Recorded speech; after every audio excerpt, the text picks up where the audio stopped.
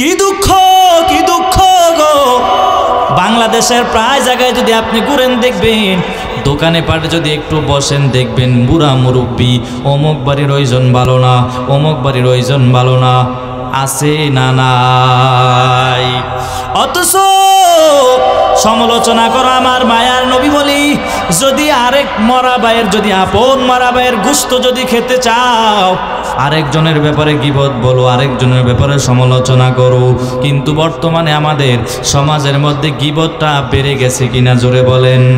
কোনো কেউ দ্বিধাবোধ করে না, শুধু আরেকজনের ব্যাপারে গীবত। অথচ আমার মায়ার নবী জানায় দেয়া বলে, আল গীবাতু আসাদ্দু মিনাজ জিনা, জিনার চেয়েও মারাত্মক একটা গুনাহ হলো আরেকজনের ব্যাপারে গীবত বলা। আপনি জিনা করবেন, হক হলো দুই প্রকার। কয় প্রকার? একটা হলো আমার আল্লাহর হক, আরেকটা হলো বান্দার হক। আল্লাহর হক হলো কি? নামাজ, রোজা, হজ, যাকাত, এগুলো হলো আমার আল্লাহর হক। এগুলা যদি আপনার কোনো কারণবশত যদি আপনার যদি মিস হয়ে যায়, পরবর্তীতে কাজা করিয়া আমার আল্লাহর কাছে যদি মাপ চান, আল্লাহ পাক অবশ্যই মাফ করে দিবেন। তবে গীবত যেটা বান্দার হকের কাতার ওপরে যায়, গীবত এটাও একটা বান্দার হক। যেই বান্দার ব্যাপারে গীবত বলছো, ওই বান্দার কাছে যতদিন পর্যন্ত গিয়া মাপ না চাইবা, ততদিন পর্যন্ত আল্লাহ মাফ করবেন না, কারণ এটা বান্দার হক। আরেকজনের ব্যাপারে গীবত বলছো, যার ব্যাপারে গীবত বলেছো, ওই বান্দার কাছে গিয়া যদি মাপ না চাইতে পারো, আল্লাহ বলে আমি আল্লাহও মাফ করতে পারি না। এজন্য জবানের হেফাজত করা দরকার আছে না নাই? এজন্য জবানটার হেফাজত করো। আজকে জবানের হেফাজত নাই। আমল, আমল এমন একটা শব্দ, দামি একটা শব্দ। মুআজ ইবনে জাবাল রাদিয়াল্লাহু তাআলা আনহু বলেছেন, তোমার কোন দিনের ইবাদত আল্লাহর দরবারে কবুল হবে তোমার জানা নাই। তোমার কোন দিনের জিকির আল্লাহর দরবারে কবুল হবে তোমার জানা নাই। তবে মুআজ ইবনে জাবাল রাদিয়াল্লাহু তাআলা আনহু বলি, চারটা জিনিস যার ভিতরে ঢুকবে, ওই আল্লাহর বান্দা, খোদার কসম, ওই আল্লাহর বান্দা আল্লাহর জান্নাতের মধ্যে চলে যাবে। মুআজ ইবনে জাবাল বলেন, চারটা গুণ যেই বান্দার ভিতরে ঢুকবে, ওই আল্লাহর বান্দা কশিনকালও জাহান্নামের আগুনের মধ্যে জ্বলতে পারে না। এক নম্বর, ভালো করে মনোযোগ দিয়ে শুনবেন, এক নম্বর হলো ইলম। কি? এক নম্বর হলো ইলম। ইলম বড় দামি একটা সম্পদ। এই ইলম আল্লাহ পাক সবাইকে দেয় না। আমার আল্লাহ যাকে পছন্দ করে তাকে দ্বীনের সহি বুঝদান করে দেয়। মাইয়ুরিদিল্লাহু বিহি খায়রান ইউফাক্কিহু ফিদ্দীন। আল্লাহ যার কল্যাণ চান তাকে দ্বীনের সহি বুঝটা আমার আল্লাহ পাক দিয়া দেয়। আর নবী আরেক হাদিসের মধ্যে জানায়া দেয়, তলাবুল ইলমি ফারিদাতুন আলা কুল্লি মুসলিম। প্রত্যেকটা নরনারীর উপরে দ্বীনি ইলম অর্জন করা ফরজ। এই ইলম আমার আল্লাহ পাক সবাইকে দেয় না। এই ইলমের জন্য আমার মায়ের নবীও কি পরিমাণ কষ্ট করেছেন। জিব্রাইল আমিন আয়েশা নবীর বুকের সাথে এভাবে একটা চাপ দিয়েছে, নবী পড়েন, তারপরও নবীর এত পরিমাণ কষ্ট হয়েছে, নবী পড়তে পারে নাই। নবী বলছে আমি পড়তে জানি না। নবী উত্তর দিয়ে দিয়েছে আমি পড়তে জানি না। দ্বিতীয়বার আবারও চাপ দিলেন, নবী বলছেন আমি পড়তে জানি না। তৃতীয়বার চাপ দিয়েছে, কার নামে পড়বে? যখনই বলছে প্রভুর নামে পড়েন, তখনই আমার মায়ার নবী একসাথে 5 আয়াত তেলাওয়াত করলেন। যেই সূরাটা সর্বপ্রথম অবতীর্ণ হয়েছে, যেই সূরাটার নাম হলো সূরাতুল আলাক। ইকরা বিসমি রাব্বিকাল্লাযী খালাক। আমার মায়ার নবীকে চাপ দেওয়ার পরে আমার মায়ার নবী যখনই বলা হয়েছে প্রভুর নামে পড়ো, আমার মায়ার নবী একসাথে 5 আয়াত তেলাওয়াত করলে চিল্লায়া পড়েন না সুবহানাল্লাহ। নবীরও কি পরিমাণ কষ্ট হয়েছে, এত পরিমাণ কষ্ট হয়েছে। মুফাসসিরিনে কেরামরা বলে, নবীরে যখন চাপ দিয়েছে, নবীর কেমন জানি রুটা বের হয়ে যায়, জ্বর চলে আসছে, নবীর চেহারাটা লাল হয়ে গেছে, এত পরিমাণ কষ্ট হয়েছে। জিব্রাইল আমিন চাপ দিয়েছেন, এত পরিমাণ আমার মায়ার নবীর কষ্ট হয়েছে। কিন্তু এই ইলম বড় দামি একটা সম্পদ। ইলম আল্লাহ সবাইকে দেয় না। আল্লাহ যাকে পছন্দ করেন, আল্লাহ যাকে ভালোবাসেন, তাকে আমার আল্লাহ পাকে ইলমটা দান করে দেয়। এই ইলমের কথা বলছি।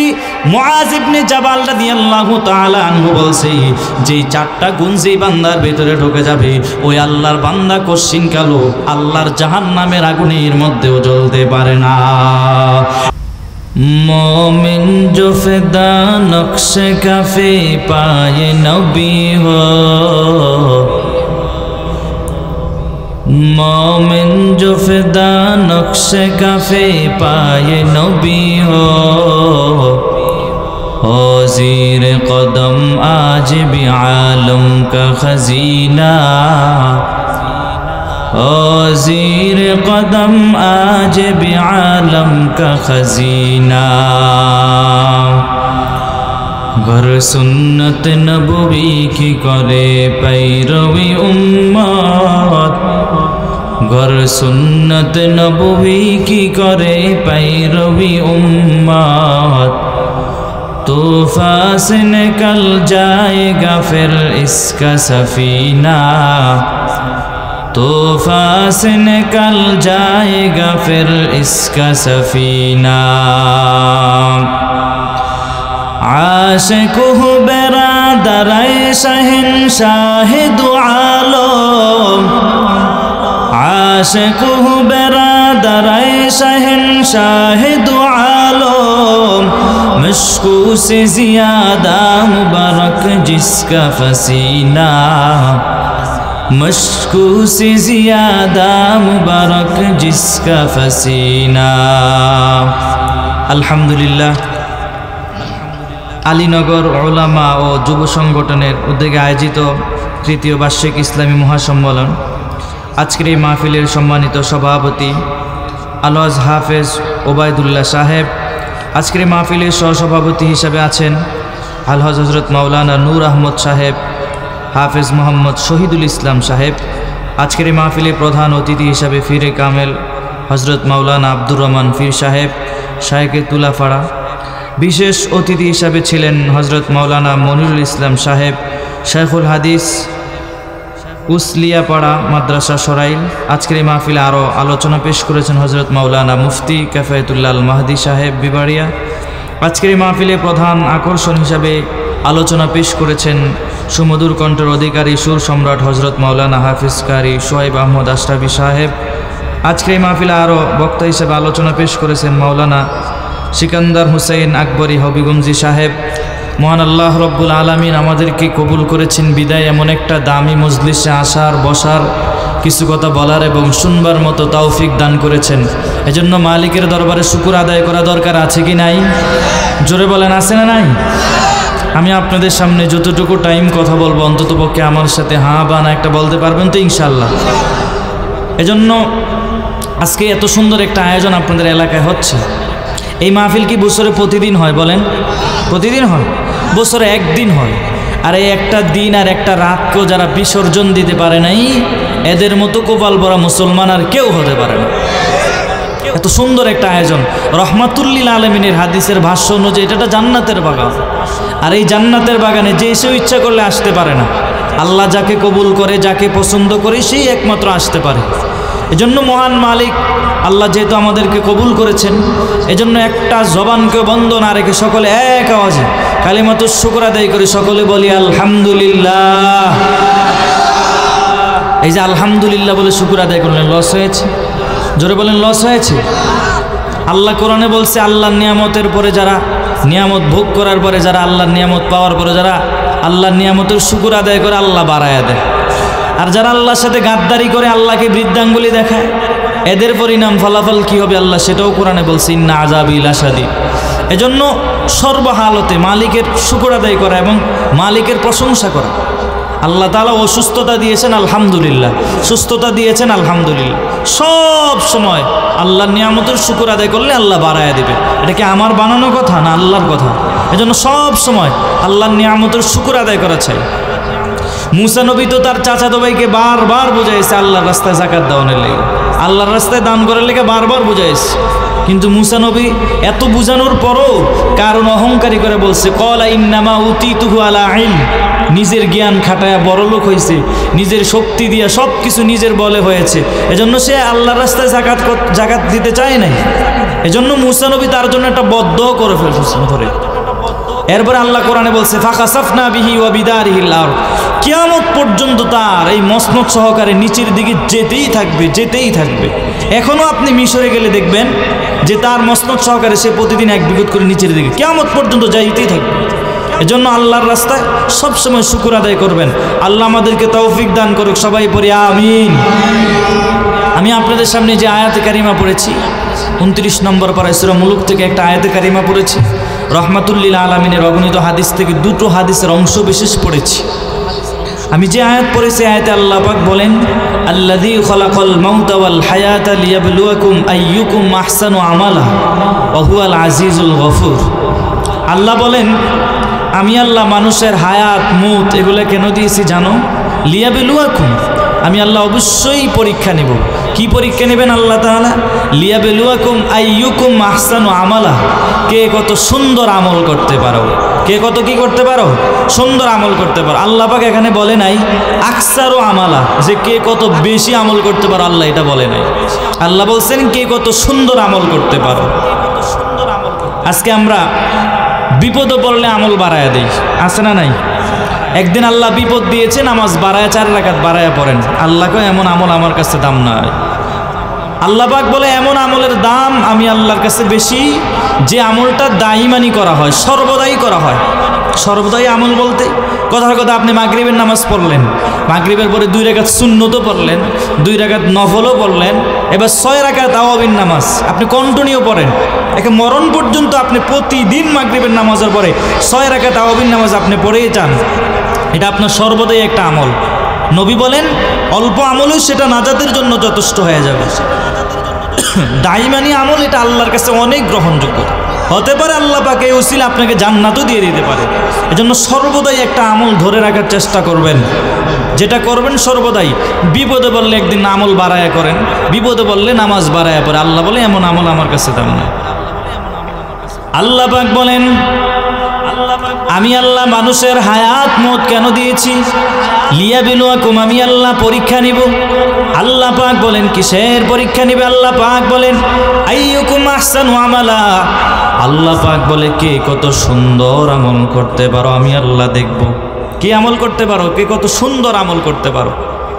আল্লাহ পাক এখানে বলে নাই আকসারু আমালা, কে কত বেশি আমল করতে পারো। আল্লাহ পাক বলছে কে কত সুন্দর আমল করতে পারো। আমি আল্লাহর কাছে এটা বড় দাম। যারা সর্বদাই আমল করে, একটা সর্বদাই আমলটাকে ধরে রাখতে পারে, আমি আল্লাহর কাছে এটা অনেক দামি মনে হয়। কারণ যারা বিপদে পড়লে নামাজ বাড়ায় পড়ে, বিপদ চলে গেলে নামাজ বাদ দিয়া দেয়, এমন আমল আমার আল্লাহর কাছে দাম নাই। নবী ও হাদিসের মধ্যে জানা আছে অল্প আমলই সেটা নাজাতের জন্য যথেষ্ট হয়ে যাবে।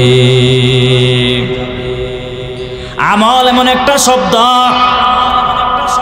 আমল 2 প্রকার, একটা হলো নেক আমল, আরেকটা হলো বদ আমল।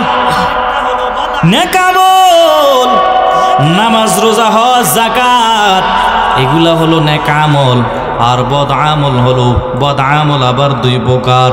এর মধ্যে একটা আছে ফাহশা মুনকার। ফাহশা এটা মারাত্মক একটা গুনাহ। এরপরে আমার আল্লাহ পাক আরেকটা কোরআনও বলছি ইন্নাস সালাতা তানহা আনিল ফাহশাই ওয়াল মুনকার। এই বদ আমল আবার 2 প্রকার, একটা হলো ফাহশা আর একটা হলো মুনকার। আসেনি? কিন্তু আমরা নেক আমল করি, একটা সময় আল্লাহ বিপদ দিলে নেক আমল বাড়ায়া পড়ি, আবার বিপদ চলে গেলে নেক আমল কমায়া দেই। আল্লাহ বলে এমন আমল আমার কাছে দাম নাই, আমার কাছে ওই আমলের বড় দাম যে আমলটা সর্বদাই করা হয়, ওই আমলের দাম আমি আল্লাহর কাছে অনেক বেশি। এজন্য নেক আমল বাড়ায়া করার চেষ্টা করবেন, কিন্তু আল্লাহ পাক বালা মুসিবত দিলে বাড়ায়া করবেন, বালা মুসিবত চলে গেলে কমায়া দেবেন, এমন আমল আল্লাহর কাছে দাম না। ফাহশা এমন একটা মারাত্মক গুনাহ। গালি দেওয়া সওয়াব না গুনাহ? সমস্ত বিবেক বলবে গালি দেওয়া ভালো না, সমস্ত বিবেক বলবে গালি দেওয়া ভালো না, বলবে না? এলাকার সব মানুষ বলবে গালি দেওয়া ভালো না। গালি দেওয়া কবিরা গুনাহ, আছে না নাই? এলাকার সমাজে মানুষ জবান ঠিক রাখতে পারে না, তো দোকানে পাটে বসলেই আরেকজনের সমালোচনা করে, জবানটা ঠিক রাখতে পারে না। অথচ নবীর হাদিস বলে গালি দেওয়া হারাম, কোরআন বলে গালি দেওয়া হারাম।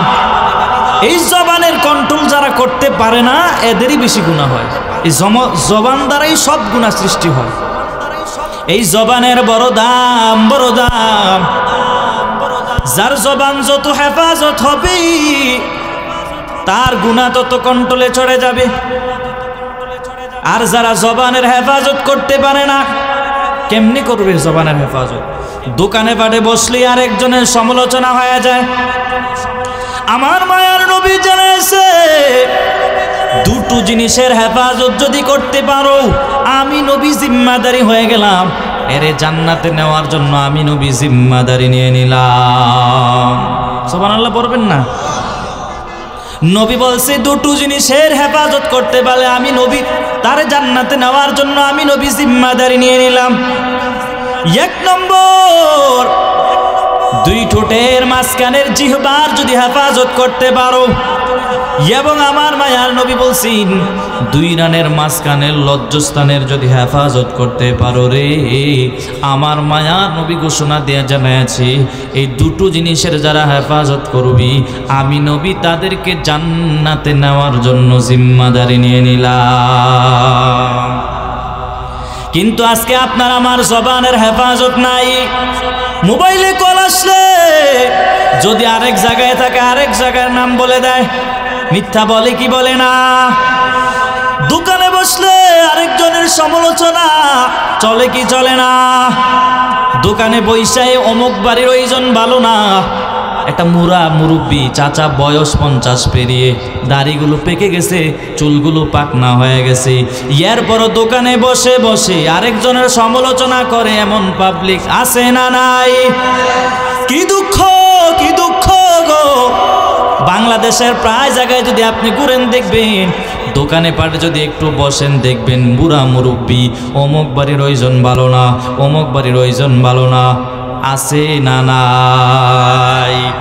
অথচ সমালোচনা করো আমার মায়ার নবী বলি, যদি আরেক মরা ভাইয়ের, যদি আপন মরা ভাইয়ের গোশত যদি খেতে চাও, আরেকজনের ব্যাপারে গীবত বলো, আরেকজনের ব্যাপারে সমালোচনা করো।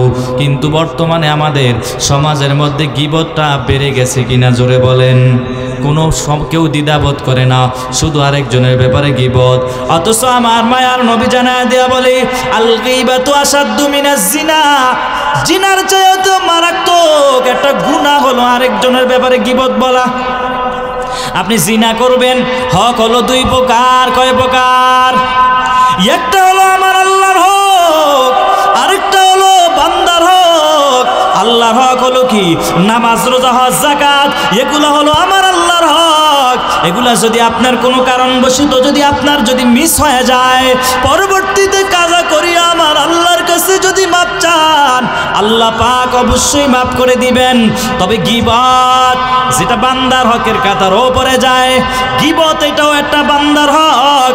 যেই বান্দার ব্যাপারে গীবত বলছো, ওই বান্দার কাছে যতদিন পর্যন্ত গিয়া মাপ না চাইবা ততদিন পর্যন্ত আল্লাহ মাফ করবেন না, কারণ এটা বান্দার হক। আরেকজনের ব্যাপারে গীবত বলছো, যার ব্যাপারে গীবত বলেছো, ওই বান্দার কাছে গিয়া যদি মাপ না চাইতে পারো, আল্লাহ বলে আমি আল্লাহও মাফ করতে পারি না, পারি না। এজন্য জবানের হেফাজত করা দরকার আছে না নাই? এজন্য জবানটার হেফাজত করো। আজকে জবানের হেফাজত নাই। আমল, আমল এমন একটা শব্দ, দামি একটা শব্দ। মুআজ ইবনে জাবাল রাদিয়াল্লাহু তাআলা আনহু বলেছেন, তোমার কোন দিনের ইবাদত আল্লাহর দরবারে কবুল হবে তোমার জানা নাই। তোমার কোন দিনের জিকির আল্লাহর দরবারে কবুল হবে তোমার জানা নাই। তবে মুআজ ইবনে জাবাল রাদিয়াল্লাহু তাআলা আনহু বলি, চারটা জিনিসের ভিতরে ঢুকবে ওই আল্লাহর বান্দা, খোদা কসম ওই আল্লাহর বান্দা আল্লাহর জান্নাতের মধ্যে চলে যাবে। মুআজ ইবনে জাবাল বলেন, চারটা গুণ যেই বান্দার ভিতরে ঢুকবে ওই আল্লাহর বান্দা কশিনকালও জাহান্নামের আগুনের মধ্যে জ্বলতে পারে না। এক নম্বর, ভালো করে মনোযোগ দিয়ে শুনবেন, এক নম্বর হলো ইলম। কি? এক নম্বর হলো ইলম। ইলম বড় দামি একটা সম্পদ। এই ইলম আল্লাহ পাক সবাইকে দেয় না। আমার আল্লাহ যাকে পছন্দ করে তাকে দ্বীনের সহি বুঝদান করে দেয়। মাইয়ুরিদিল্লাহু বিহি খায়রান ইউফাক্কিহু ফিদ্দীন। আল্লাহ যার কল্যাণ চান তাকে দ্বীনের সহি বুঝটা আমার আল্লাহ পাক দিয়া দেয়। আর নবী আরেক হাদিসের মধ্যে জানায়া দেয়, তলাবুল ইলমি ফারিদাতুন আলা কুল্লি মুসলিম। প্রত্যেকটা নরনারীর উপরে দ্বীনি ইলম অর্জন করা ফরজ। এই ইলম আমার আল্লাহ পাক সবাইকে দেয় না। এই ইলমের জন্য আমার মায়ের নবীও কি পরিমাণ কষ্ট করেছেন। জিব্রাইল আমিন আয়েশা নবীর বুকের সাথে এভাবে একটা চাপ দিয়েছে, নবী পড়েন, তারপরও নবীর এত পরিমাণ কষ্ট হয়েছে, নবী পড়তে পারে নাই। নবী বলছে আমি পড়তে জানি না। নবী উত্তর দিয়ে দিয়েছে আমি পড়তে জানি না। দ্বিতীয়বার আবারও চাপ দিলেন, নবী বলছেন আমি পড়তে জানি না। দ্বিতীয়বার চাপ দিয়েছে, কার নামে পড়বে? যখনই বলছে প্রভুর নামে পড়েন, তখনই আমার মায়ার নবী একসাথে 5 আয়াত তেলাওয়াত করলেন। যেই সূরাটা সর্বপ্রথম অবতীর্ণ হয়েছে, যেই সূরাটার নাম হলো সূরাতুল আলাক। ইকরা বিসমি রাব্বিকাল্লাযী খালাক।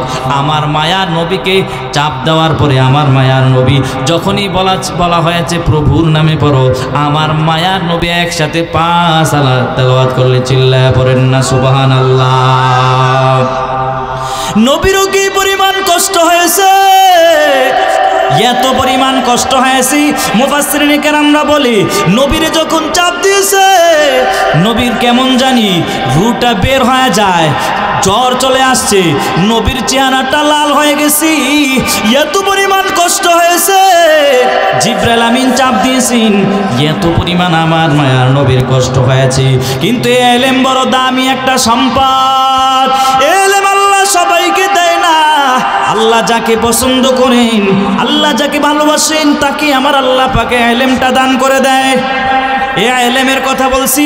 মুআজ ইবনে জাবাল রাদিয়াল্লাহু তাআলা আনহু বলছে, যেই চারটা গুণ যেই বান্দার ভিতরে ঢুকে যাবে ওই আল্লাহর বান্দা কশিনকালও আল্লাহর জাহান্নামের আগুনের মধ্যেও জ্বলতে পারে না। এক নম্বর হলো ইলম। ইলম বড় দামি একটা সম্পদ। এই যে নামাজ পড়েন, নামাজের পদ্ধতিও জানা ফরজ কিনা? হ্যাঁ, নামাজ পড়া যেমন ফরজ, নামাজের পদ্ধতিও তা জানা তেমন ফরজ। ইলম যদি আপনার জানা না থাকে বাবা, নামাজ পড়তে পারবেন না। নামাজ পড়তে সূরা লাগে কি লাগে না? যদি আপনার সূরা না পারেন আপনার নামাজ হবে না। এই জন্যই তো শর্ত লাগায়া দিল, নামাজ সহি হওয়ার জন্য কোরআন তেলাওয়াত সহি হওয়া লাগবে। আজকে আমাদের তেলাওয়াত আপনার আমার শুদ্ধ নাই। কত মুরব্বী চাচারা তেলাওয়াত পারে না। যদি একটু কষ্ট করে আপনাদেরকে আমি আজকের এই মাহফিল থেকে বলে দেই, অন্তত পক্ষে 5টা বা 10টা সূরাও যদি আপনি মস্ক করে যদি মুখস্থ করে নিতে পারেন, আর এই 10টার 5টা সূরা দিয়ে যদি 5 বেলার নামাজটাও আদায় করতে পারেন, আমার আল্লাহ পাক এই উসিলা আমার আল্লাহ পাক আপনারে জান্নাত দিয়ে দিবেন। কারণ আমার মায়ার নবী হাদিসের মধ্যে জানা আছে, কিয়ামতের ময়দানে সর্বপ্রথম নামাজের হিসাবটা নিবি। আর নামাজের হিসাবটা নেওয়ার পর যদি দেখে আপনার নামাজের হিসাবের বেলা আপনার শূন্য, তাহলে আপনার বাকি আমলগুলোও শূন্য হয়ে যাবে। আপনার কোন দিনের ইবাদত আল্লাহর দরবারে কবুল হয়েছে বলে গণ্য করা হবে আপনার জানা নাই। আপনার কোন দিনের সিজদা আল্লাহর দরবারে কবুল হয়েছে বলে গণ্য করা হবে আপনার জানা নাই। তবে মুআজ ইবনে জাবাল রাদিয়াল্লাহু তাআলা আনহু বলেছি, 4টা গুণ যেই বান্দার ভিতরে ঢুকবি ওই আল্লাহর ইবাদত আল্লাহর দরবারে কবুল হয়েছে বলে গণ্য করা হবে। 1 নম্বর হলো ইলম, 2 নম্বর হলো তাসহিনিয়াত। 2 নম্বর কি? তাসহিনিয়াত। শুদ্ধ নিয়ত লাগবে, পরিশুদ্ধ নিয়ত হওয়া লাগবে। আজকে আপনার আমার নিয়তে বড় ভেজাল। নামাজ পড়েন আর একজনকে দেখানোর জন্য নামাজ পড়েন, আর একজনকে দেখানোর জন্য আপনি ইবাদত করেন, আপনার নিয়তটা সহি নাই। সমাজে এমন লোক আছে না নাই? কত মেম্বার সাহেবকে দেখবে এলাকার মানুষ খারাপ বলবে, আমি নামাজ না পড়লে এলাকার মানুষ বলবি মেম্বার সাহেব নামাজ পড়েন না। আমি যদি চেয়ারম্যান হইয়া যদি নামাজ না পড়ি এলাকার মানুষ বলবি চেয়ারম্যান হয়েও নামাজ পড়ে না। এই জন্য মানুষকে দেখানোর জন্য নামাজ পড়ে। আমার আল্লাহ পাক জানায় দেয়া বলে ফাওয়াইলুল লিল মুসাল্লিন, যারা মানুষকে দেখানোর জন্য নামাজ পড়ে, যাদের নিয়তের মধ্যে বেজাল থাকবে, এদের ইবাদত আল্লাহর দরবারে কবুল হবে না, এবং এদের জন্য আমার আল্লাহ পাক ওয়াইল নামক জাহান্নাম বানায়া রাখছে। তাসহি নিয়তের কথা বলা হয়েছে, নিয়তটা শুদ্ধ হওয়া লাগবে। জমিনের মধ্যে আদম নবী এসেছে জান্নাত থেকে পাতা পোশাক, জমিনের মধ্যে আসার পর জংলার হরিণেরা খবর পেয়েছি আদম নবী এসেছে। জংলার হরিণীরা দৌড়ে গেছে আদম নবীরে দেখার জন্য। এবার আদম নবী যখন তাকায় দেখলো জংলার হরিণীরা আসছে আমাকে দেখার জন্য, এবার আদম নবী তার পোশাক ছিল পাতা, কিছু পাতা ছিঁড়ে এই হরিণীদেরকে দিয়া দিল। হরিণীরা খাওয়ার পরে এদের মধ্যে 3টা গুণ চলে আসলো। 1 নম্বর এদের চেহারা সুন্দর হয়ে গেল, 2 নম্বর এদের গোশতের মধ্যে মজা চলে আসলো, 3 নম্বর এদের নাভির ভিতরে আল্লাহ এমন একটা কস্তুরি দিয়া দিল যেটার এত পরিমাণ ঘ্রাণ। এবার হরিণীরা পাতা খাওয়ার পর এবার জঙ্গলার মধ্যে চলে গেল। জঙ্গলার মধ্যে চলে যাওয়ার পর পুরো জঙ্গল মুখরিত, এত পরিমাণ ঘ্রাণ। অন্য হরিণীরা ঘ্রাণ পাইয়া বলতেছে কি ব্যাপার, এত সুঘ্রাণ কোত্থেকে আসি?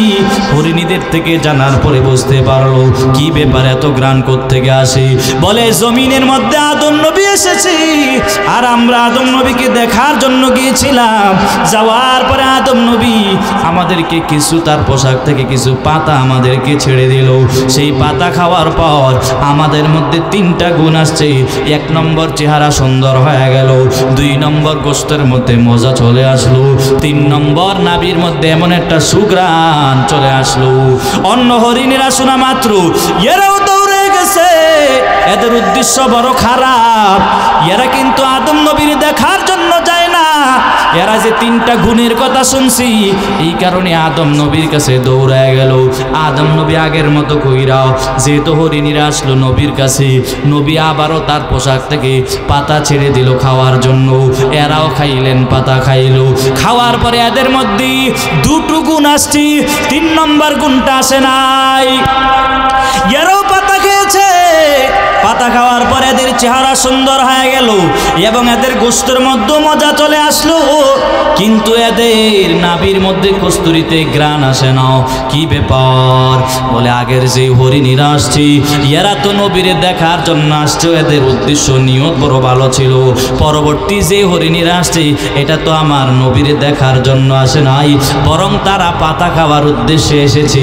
এই জন্য এদের নিয়তে বেজাল থাকার কারণে তারা 3 নম্বর গুণটা পায় নাই। এজন্য বাবা নিয়তের মধ্যে যদি বেজাল থাকি যত ইবাদত করো কোন ইবাদত আল্লাহর দরবারে কবুল হবে না। নিয়তটাকে খাঁটি বানাও, নিয়ত খাঁটি করো, অল্প আমলই করো, সেটা নাজাতের জন্য যথেষ্ট হয়ে যাবে। ঠিক কিনা জোরে বলেন। মুআজ ইবনে জাবাল রাদিয়াল্লাহু তাআলা আনহু বলি তোমার কোন দিনের ইবাদত আল্লাহর দরবারে কবুল হয়েছে বলে গণ্য করা হবে তোমার জানা নাই? কোন দিনের সিজদা আল্লাহর দরবারে কবুল হয়েছে বলে গণ্য করা হবে তোমার জানা নাই? তবে শুই না নাও 4টা গুণ যদি ভিতরে ঢুকাইতে পারো তোমার ইবাদত আল্লাহর দরবারে কবুল হয়েছে বলে গণ্য করা হবে। 1 নম্বর হলো ইলম, 2 নম্বর হলো তাসহিনিয়াত, 3 নম্বর হলো ধৈর্য। ধৈর্য এমন একটা দামি সম্পদ, এই ধৈর্য ধারণ সবাই করতে পারে না। বিভিন্ন সময় আমার আল্লাহ পাক এমন এমন বালা মুসিবত দেয় কিন্তু বান্দা ধৈর্য ধারণ করতে পারে না। অথচ আমার আল্লাহ পাক জানা দেয় ইয়া আইয়ুহাল্লাযীনা আমানুস্তাঈনু বিস-সাবরি ওয়াস-সালাহ ইন্নাল্লাহা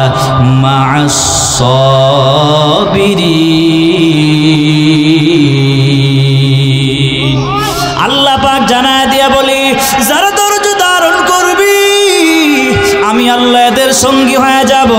বিভিন্ন সময় আমি আল্লাহ পাক এমন এমন আমি আল্লাহ পাক বালা মুসিবত তোমারে দিয়ে দিব, বালা মুসিবতে ধৈর্য ধারণ করতে পারলে আমি আল্লাহ তোদের সঙ্গী হয়ে যাব।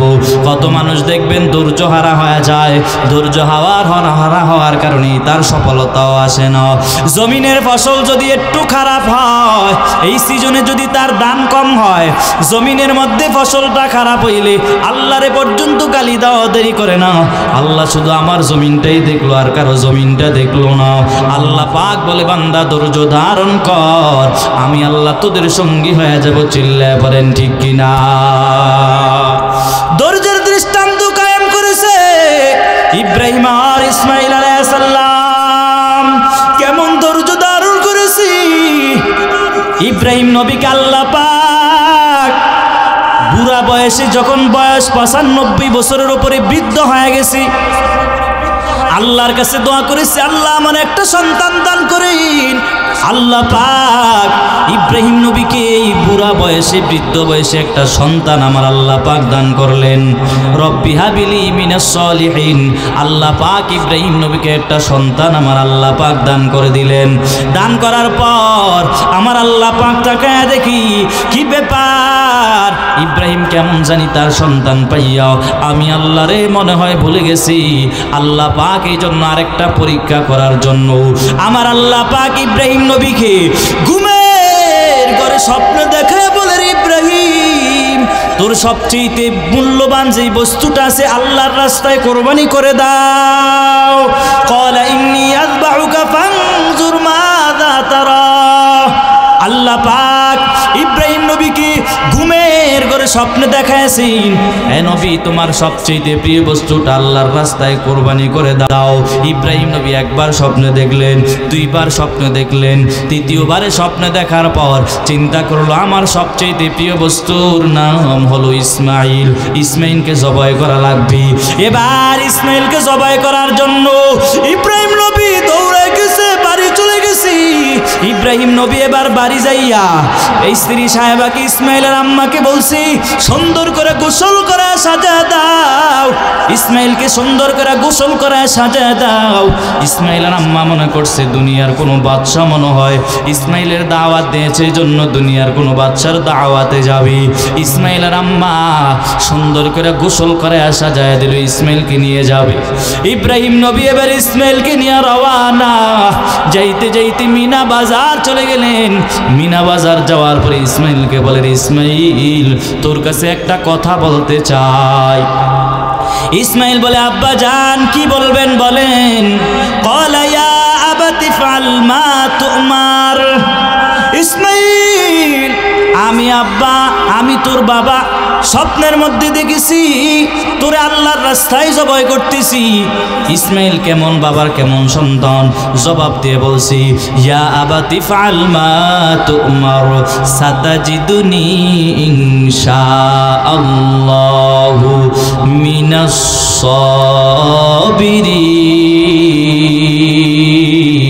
সাবিরিন। কেমন বাবার কেমন সন্তান, আব্বা জান দেরি কেন করেন, তাড়াতাড়ি দ্রুত আপনি কাজটা সম্পাদন করে নেন। এবার ইসমাইলকে জবাই করার জন্য বাবাও রেডি হয়ে যাইল, ইসমাইলও রেডি হয়ে গেল। ইসমাইলকে বলছে, রে বাবা শুয়ে যাও। ইসমাইল বলে, আব্বা জান আমার কোনো আপত্তি নাই, তবে একটা আপত্তি আব্বা, যখন আপনি আমার জবাই করে দিবেন। ইসমাইল জবাই হয়ে গেল। আমার মা যখন শুনবি, আমার মার এত পরিমাণ কষ্ট লাগবে। কেন কষ্ট লাগবে জানেন? কারণ আমার আম্মা 6টা বছর লালন পালন করে, কষ্ট করে লালন পালন করে, কত কষ্ট করে আমার এবার এত সময় পর্যন্ত আমার লালন পালন করলো। এখন হঠাৎ যদি শুনে ইসমাইল নাই, আমার আম্মা শুনলে একটু কষ্ট পাবে, কান্না করবে। আপনি আম্মারে বুঝ দিয়ে দিবেন, কাল হাসরের ময়দানে ইসমাইলের সাথে সাক্ষাৎ হয়ে যাবে। এই বইলা ইসমাইল বলে, আব্বা জান দ্রুত জবাই করার জন্য আপনি প্রস্তুতি নেন।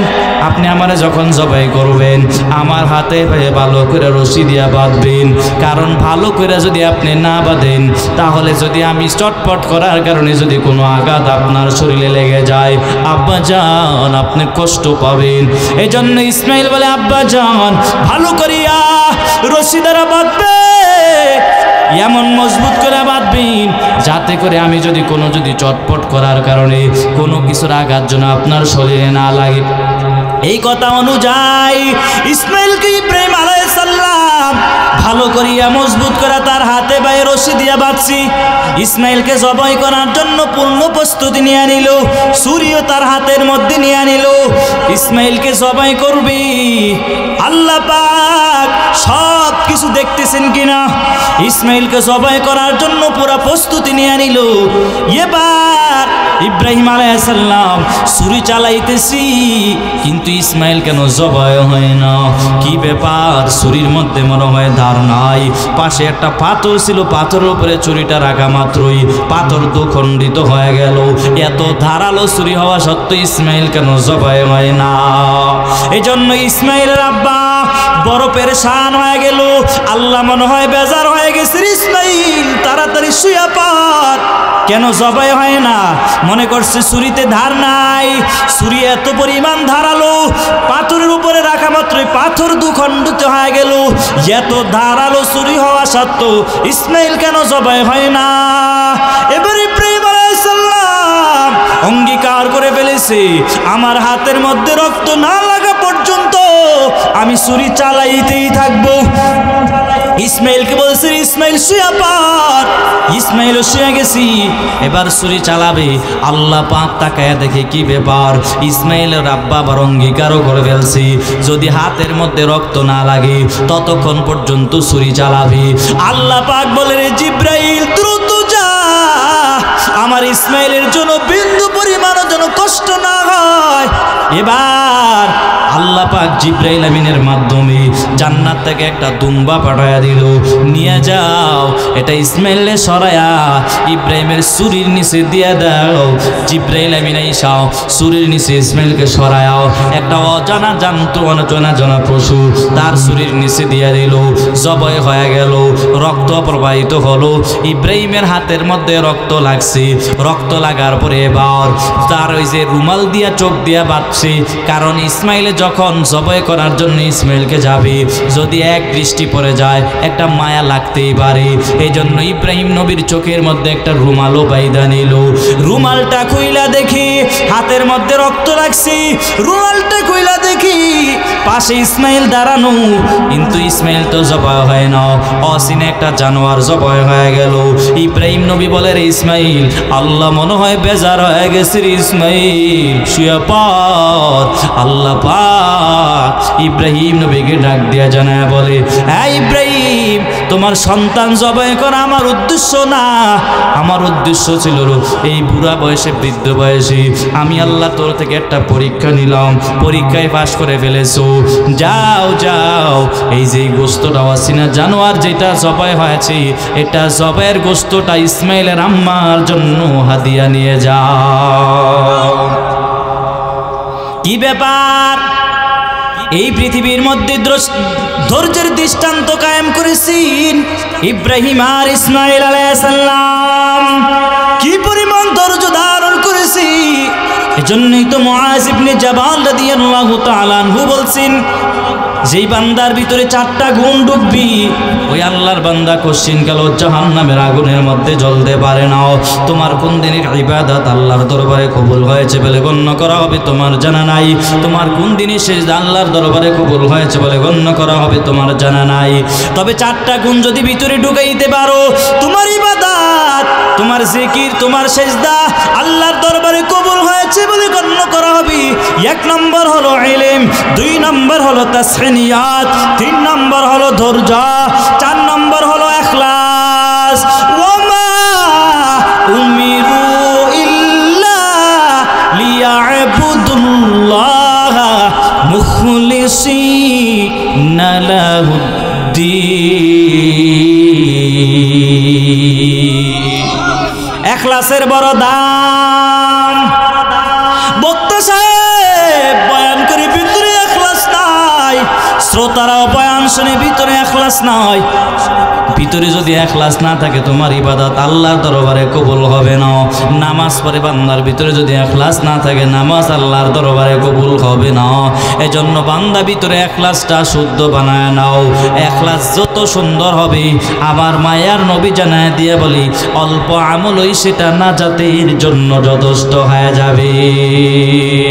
এজন্য ভালো করিয়া মনোযোগ দিয়ে শুনবেন। এই যে এত সুন্দর একটা আয়োজন, কেন এত সুন্দর আজকে আলীনগর, ওলামাদের এই উদ্দেশ্য কি? আপনারা সবাই যেন 5 বেলার নামাজ জামায়াতে আদায় করেন, এই কারণে এত সুন্দর একটা আয়োজন দিয়া দিল। ঠিক কিনা? জোরে বলেন, জোরে বলেন, ঠিক কিনা? কিন্তু আজকে আপনারা আমার আল্লাহ পাক দুনিয়ায় কেন পাঠাইলেন? আল্লাহ পাক বলে, আমি আল্লাহ হায়াত আর মওত এই কারণে দিলাম রে, আমি আল্লাহ পরীক্ষা নিব কে কত সুন্দর আমল করতে পারো। এজন্য সুন্দর আমল করার জন্য চেষ্টা করবেন তো ইনশাআল্লাহ।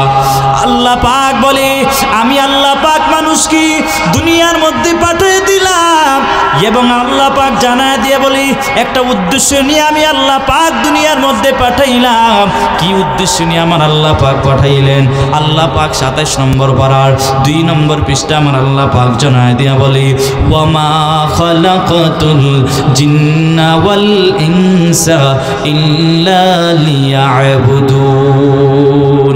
আল্লাহ পাক বলেন, আমি আল্লাহ মানুষকে বানাইছি, জিন আর মানুষকে বানাইছি একমাত্র আমি আল্লাহর ইবাদত করার জন্য। কি করার জন্য আল্লাহ পাক মানুষ বানাইছেন? জোরে বলেন। এই ধারণা, এই চিন্তা ভিতরে ঢুকানোই লাগবে, কারণ আল্লাহ পাক বলে, আমি আল্লাহ মানুষকে ইবাদতের জন্য বানাইছি। ইবাদতের মধ্যে অন্যতম একটা ইবাদত হলো নামাজ। কি? নামাজ। আজকে তোমার আমার নামাজের প্রতি গুরুত্ব কম, নামাজের প্রতি যত্নবান কম। ঠিক কিনা? জোরে বলেন। নামাজ পড়েন কি পড়েন নিজেই জানেন না, অথচ আমার মায়ার নবী বলছি নামাজের ভিতরে খুশু লাগাইয়া নামাজ পড়ো, অথচ তুমি নামাজে দাঁড়াইয়া দুনিয়ার ব্যবসার হিসাব করো, নামাজের ভিতরে খুশু নাই, এই জন্য তোমার নামাজ আল্লাহর দরবারে কবুল হয় না। আল্লাহ পাক ভিন্ন এক আয়াতে আমার আল্লাহ পাক জানায় দিয়া বলি, ইন্নাস সালাতা তানহা আনিল ফাহশাই ওয়াল মুনকার। আল্লাহ পাক জানায় দিয়ে বলি, নিশ্চয় যারা নামাজ পড়বি আমি আল্লাহ পাক তাদেরকে ফাহেশা এবং অশ্লীল কাজ থেকে আমি আল্লাহ পাক দূরে সরায় দিব।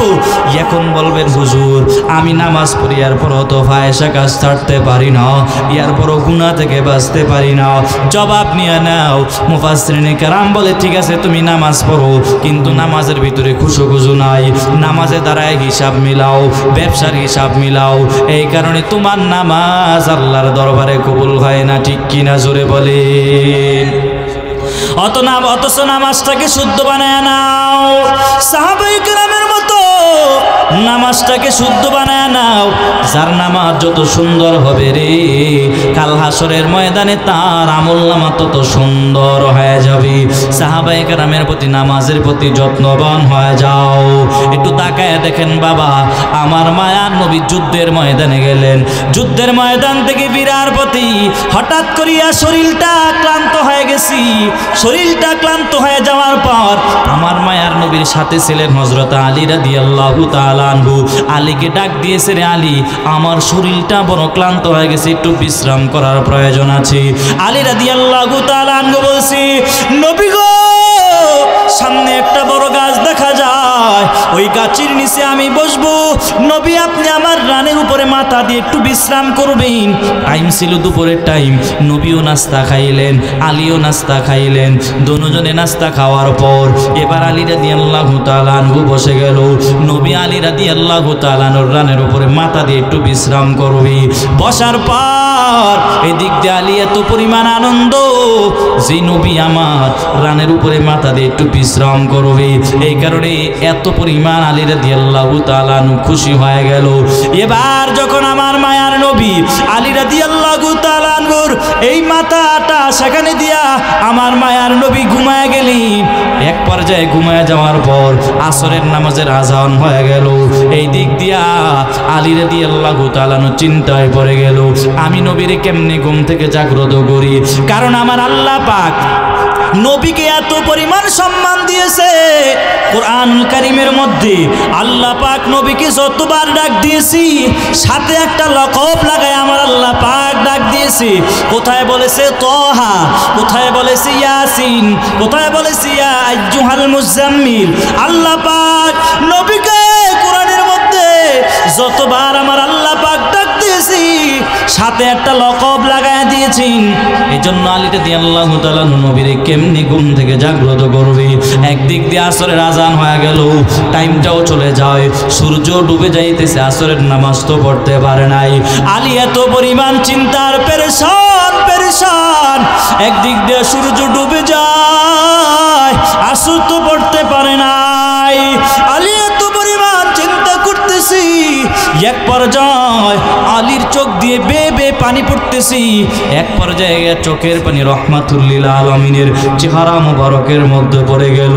চেহারা মুবারকে পড়ার পর আমার মায়ার নবী ঘুম থেকে জাগ্রত হয়ে দেখি আলীর চোখের মধ্যে পানি দেখা যায়। কি ব্যাপার আলী রে, তোমার চোখে কেন পানি দেখা যায়? আলী বলতে চায় না। অনেকবার আনয় প্রিয় করার পর আলী বলতেছি নবী গো, পশ্চিম দিকে তাকে দেখেন, সূর্যটা ডুবে গেছে, এখনো আসরের নামাজ তো পড়তে পারি নাই। নবী বলে রে আলী তাকে দেখ, আমি যে একজন পয়গম্বর, আমি যে একজন রসুল, কি পরিমাণ মুআজিজা, তাকায় দেখ। আমার মায়ার নবী বলে আলী তাকায় দেখ আমার কি পরিমাণ মুআজিজা।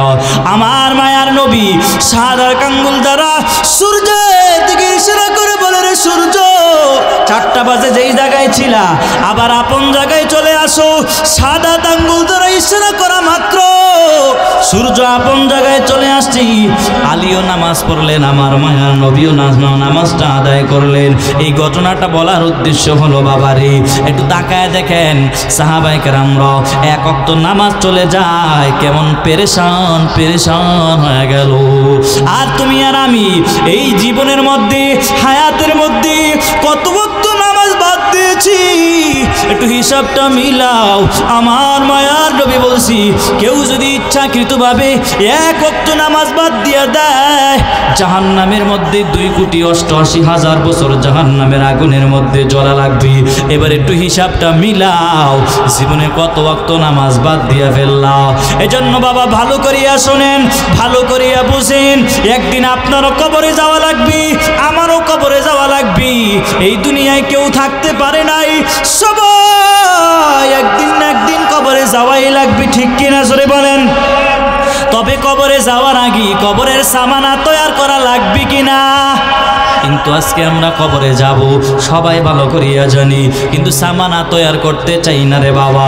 যদি কবরে যাও, কবরে যাওয়ার আগে সামানা যদি তৈয়ার না করো তাহলে কবরের হালত যে অবস্থা হয়ে যাবে রে বাবা। কবরের সবার কবরে আমার আল্লাহ পাক ফেরেশতা পাঠায় দিয়া প্রশ্ন করবে, রবের পরিচয় দাও, ধর্মের পরিচয় দাও, রহমাতুল লিল আলামিনের পরিচয় দাও। যদি প্রশ্নের জবাব না দিতে পারো আল্লাহ পাক বলবে এর কবরের একটা রাস্তা জাহান্নামের সাথে লাগায়া দাও। আর যারা প্রশ্নের জবাব দিতে পারবে আল্লাহ পাক বলবে রে ফেরেশতা এর কবরের একটা জান্নাতের সাথে তার একটা রাস্তা লাগায়া দাও। একটু চিন্তা করেন বাবা, ওই কবরের হালত যদি খারাপ হয়ে যায়, কবরের মধ্যে 70 থেকে 99টা সাপ বেনামাজির কবরে চলে আসবি। শুধু আল্লাহর অবাধ্য, আল্লাহর গুনাহ করেছো, আল্লাহর অবাধ্য করেছো, আল্লাহ পাক যখন কবরে চলে যাইবা ওই দিন তোমার অবস্থা বড় খারাপ হয়ে যাবে রে বাবা। আর এটা তো কবরের হালত, আর হাসরের ময়দান আরো ভয়ঙ্কর একটা অবস্থা হয়ে যাবে, ঠিক কিনা জোরে বলে। ওই হাসরের ময়দানে এত ভয়ঙ্কর একটা অবস্থা হবে রে, ওই হাসরের ময়দানে কেউ কারো পরিচয় দিতে চাইবে না। আব্বা তার সন্তানের পরিচয় দিতে চাইবে না, সন্তান তার বাবার পরিচয় দিতে চাইবে না। এত ভয়ঙ্কর একটা মুহূর্ত হয়ে যাবে ওই হাসরের ময়দানে। আল্লাহ পাক সমস্ত মানুষকে দাঁড় করাবেন, সমস্ত মানুষগুলো আল্লাহর সামনে দাঁড়াবে, সমস্ত মানুষ উলঙ্গ অবস্থায় আল্লাহর সামনে দাঁড়াবেন। আল্লাহ পাক বলেন ওই হাসরের ময়দানে আল্লাহ পাক শতম পর্যায়ের একটা ধমক দিয়া বলবে, প্রথম পর্যায়ের একটা ধমক। আল্লাহ পাক বলি ওয়ামতাজুল ইয়াউমা আইয়ুহাল মুজরিমুন। আল্লাহ পাক প্রথম পর্যায়ের একটা ধমক দিয়ে বলবে, তোমরা যারা গুনাহ করেছো, তোমরা যারা পাপিষ্ঠ, নেককারদের থেকে আলাদা হয়ে যাও। ওই দিন তোমরা যারা গুনাহ করেছো, নেককারদের থেকে আলাদা হতে চাইবা না। আল্লাহ পাক বলে ওই দিন আমি নিজ কুদরতি হাত দ্বারা তাদেরকে আলাদা করে ফেলবো। এত একটা ভয়ঙ্কর অবস্থা হয়ে যাবে। এখন আপনি জমিন থেকে তাকায় দেখেন, কি উপরে সূর্য, কি উপরে। আল্লাহ পাক নবীর মাধ্যমে জানায় দিয়ে বলে, এই সূর্যের কিন্তু 12টা মুখ আছে। কয়টা মুখ আছে? 12টা মুখ আছে। আল্লাহ পাক জমিনের মধ্যে একটা মুখ আমার আল্লাহ পাক দিয়ে রাখছি, আর আল্লাহ পাক একটা মুখ মাত্র দিয়ে রাখছি। আর একটা মুখে একটা সূর্যের তাপ। এই যে মাঝে মাঝে আপনাদের এত পরিমাণ গরম লাগে, সূর্যের গরমে আপনি এসির বাতাস তালাশ করেন, সূর্যের গরমে আপনি ঠান্ডা পানি তালাশ করেন। আল্লাহ পাক বলে হাসরের ময়দানটাও এত এত ভয়ঙ্কর অবস্থা হয়ে যাবে। আল্লাহ পাক যেদিন হাসরের ময়দানে সূর্য 1 বিঘত উপরে চলে আসবে, 1 হাত উপরে চলে আসবে, আল্লাহ পাক সূর্যকে অর্ডার করে বলবে, রে সূর্য, তোর যে 12টা মুখ আছে, সেই 12টা মুখ জমিনের মধ্যে ছাইরা দে। আল্লাহ পাকের অর্ডার পাওয়া মাত্র সূর্য তার 12টা মুখ জমিনের মধ্যে ছেড়ে দিবে, আর জমিনটা বড় তামা হয়ে যাবে। যারা গুনাহগার, আল্লাহর গুনাহ করেছে, পাপিষ্ঠ যারা আল্লাহর অবাধ্য করেছে, যারা বেনামাজি, এদের মাথার মগজগুলো টকবক করে পড়তে থাকবে, টকবক করে পড়তে থাকবে। ওই হাসরের ময়দানে আল্লাহ পাক দ্বিতীয় পর্যায়ে আমার আল্লাহ পাক যখন কহকারিয়াতের একটা আওয়াজ দিয়ে বলবি, আর হাসরের ময়দানটা থরথর করে কাঁপবে। আল্লাহ পাক বলি ওই দিন আল্লাহ পাক মহারাগান্বিত আওয়াজ, আল্লাহ পাক এত রাগান্বিত আওয়াজ দিয়া বলবি, এই দুনিয়ার রাজা বাচ্চারাও কম তো রাজাগিরি দেখাও নাই, ক্ষমতাও তো কম দেখাও নাই, আল্লাহর এই হাসরের ময়দানে আজকের এই রাজত্ব কার? সবাই বলবে আল্লাহর। আল্লাহর এই মহারাগান্বিত আওয়াজ পাইয়াও হাসরের ময়দানটা থরথর করে কাঁপবে। সমস্ত মানুষগুলো বেহুশ অবস্থায় পড়ে যাবে, সমস্ত মানুষগুলো বেহুশ অবস্থায় পড়ে যাবে। বেহুশ অবস্থায় হওয়ার পর আল্লাহ তাআলা আল্লাহর নবীর মাধ্যমে জানায় দিয়া বলি, ওই হাসরের ময়দানে বড় ভয়ঙ্কর অবস্থা হয়ে যাবে। নবীরাও পর্যন্ত বেহুশ অবস্থা হয়ে পড়ে যাবে। নবীরাও পর্যন্ত আল্লাহর কাছে নাফসি নাফসি বলে কাঁদবে। আদম নবী তার উম্মতের কথা ভুলে যাবে, ঈসা নবী তার উম্মতের কথা ভুলে যাবে, মুসা নবী তার উম্মতের কথা ভুলে যাবে। আল্লাহর কাছে বারবার এই দিক দিয়ে আমার মায়ার নবী আল্লাহর কাছে বলবে, আল্লাহ আমার একটা উম্মত যেন জাহান্নামে না যায়। এই দিক দিয়া জাহান্নামীদের দিকে দ্রুত আসতে চাইবি, আর আল্লাহর কাছে বারবার বলবে, আল্লাহ আমার পেটে বড় ক্ষুধা, যারা ঠিক মতো নামাজ পড়ে নাই, যারা বেনামাজি, এদেরকে আমার পেটের ভিতরে দিয়ে দাও। এই দিক দিয়ে আমার মায়ার নবী আল্লাহর কাছে বারবার আবদার জানাবে, আল্লাহ আমার উম্মতকে জাহান্নামের আগুন থেকে বাঁচাও, জাহান্নামকে ফিরাও, জাহান্নামকে ফিরাও। আল্লাহ তাআলা এই মহারাগান্বিত আওয়াজে হাসরের ময়দানে নবীরাও পর্যন্ত, অন্য নবীরাও পর্যন্ত নাফসি নাফসি বলে কাঁদবে। আম্মা জান আয়েশা রাদিয়াল্লাহু তাআলা আনহা বলে, নবী আপনি তখন কি করবেন? আমার মায়ার নবী বলে, তখন আমি মাকামে মাহমুদের মধ্যে ঢুকিয়া আমায় একটা সেজদা দিব, সেজদা দিয়া আল্লাহর কাছে বারবার আল্লাহর কাছে সুপারিশ করবে, আল্লাহ জাহান্নামকে ফিরাও, জাহান্নামকে ফিরাও, জাহান্নামকে ফিরাও। আল্লাহ পাক এক পর্যায়ে গিয়ে নবীকে সান্ত্বনার বাণী শোনায় দিয়া বলবি, ওয়ালা সাউফা ইউতিকা রাব্বুকা ফাতারদু, নবীকেও আপনাকে এত পরিমাণ দেব আপনি সন্তুষ্ট হয়ে যাবে। দুনিয়ার মধ্যে আপনার আপন লোকেরা কি পরিমাণ কষ্ট আপনাকে দিয়েছে, কি পরিমাণ কাদান কাদায়াছে, নবী আজকে আপনাকে এত পরিমাণ দিব, আপনি সন্তুষ্ট হয়ে যাবেন।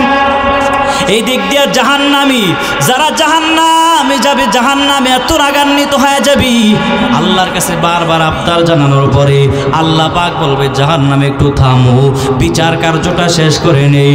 কিন্তু থামতে চায় না আমার নবীর আবদারে আল্লাহ পাক একটু পানি দিয়ে ফেলবে ওই আর উপরে, জাহান্নামের উপরে। পানি দেওয়া মাত্রই জাহান্নাম পিছনে চলে যাবে। তখন ফেরেশতারা বলবে আল্লাহ আমরা 70,000 ফেরেশতারা 70,000 শিকল লাগাইছি, এক একটা শিকলের গোড়ায় 70,000 করে ফেরেশতারা ছিলাম, কিন্তু এরপরও জাহান্নামকে টেনে ধরে রাখতে পারি নাই।